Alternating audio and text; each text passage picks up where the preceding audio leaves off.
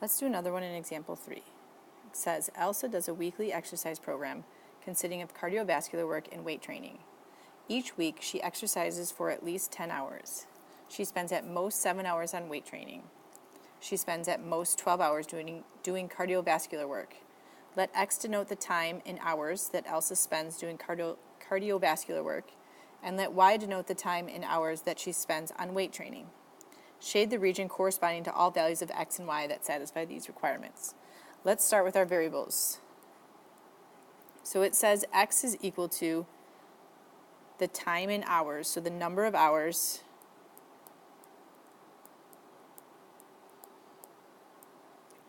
on cardio, and then Y is the number of hours on weight training.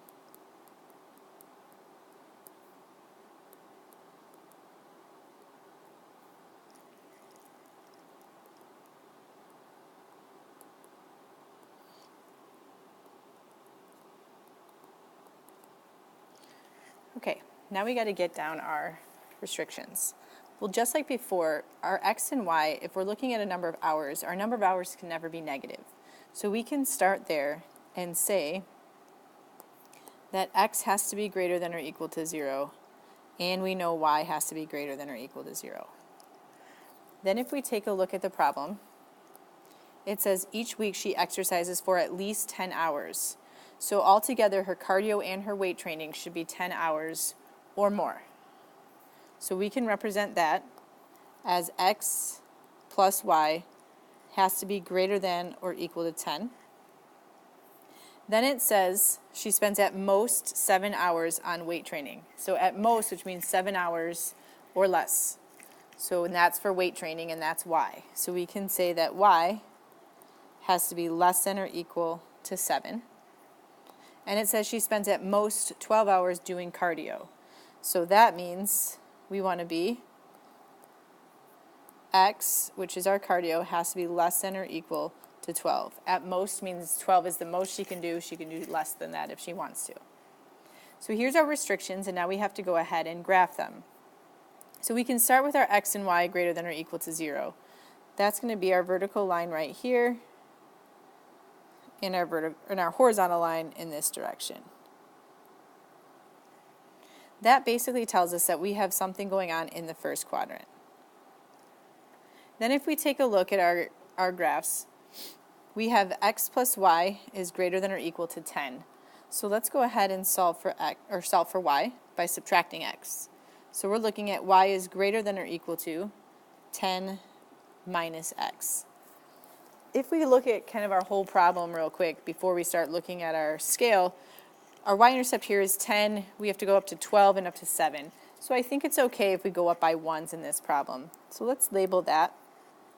We're going to go up by 1. So here's 1, 2, 3, 4. Here's 5, 6, 7, 8, 9. Here's 10. And in the other direction, we can go by 1s as well. So here's 1, 2, 3, 4. Here's 5, 6, 7, 8, 9. And here's 10. And so forth. Okay, so if we graph the purple line, our y-intercept is 10. So let's plot that on our graph. And our slope is -1. So we don't really need a graphing calculator here since we're going up by 1s. Our slope is -1 over 1. So we can go down 1 and to the right 1.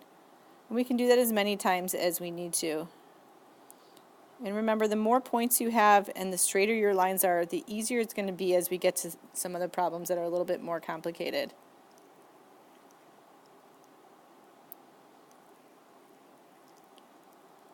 Okay. Then what we want to do, oops, I might have labeled my axes wrong. Let me double check here. 1, 2, 3, 4, 5. Yeah. So if we look here, the 10 should be right here where that point is at, and my 5 is moved over just 1. Okay, so if I draw that line in,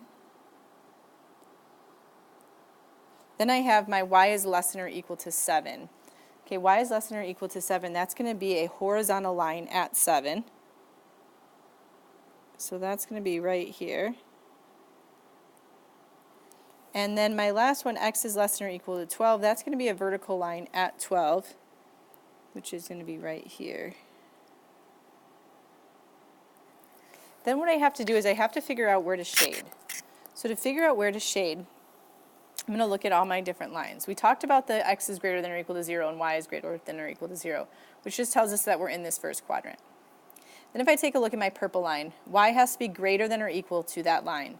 So if I look at this line, I want to think again about that guy walking along it. If I were to draw a guy walking along it, I draw him right up here, which means this is the top of my line.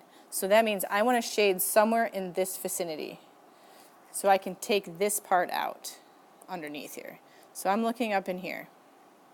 Then I know with my green graph, it has to be less than or equal to 7.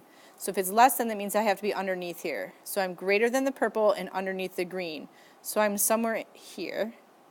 And then my red line says I have to be less than that. So if this is 12 right here, less than that is going to be over here.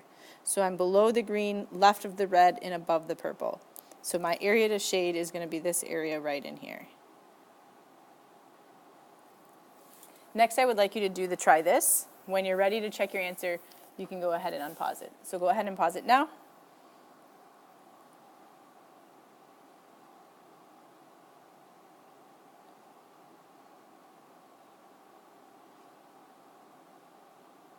If you did the try this correctly, this is what you should have gotten. If you have any questions, please let me know.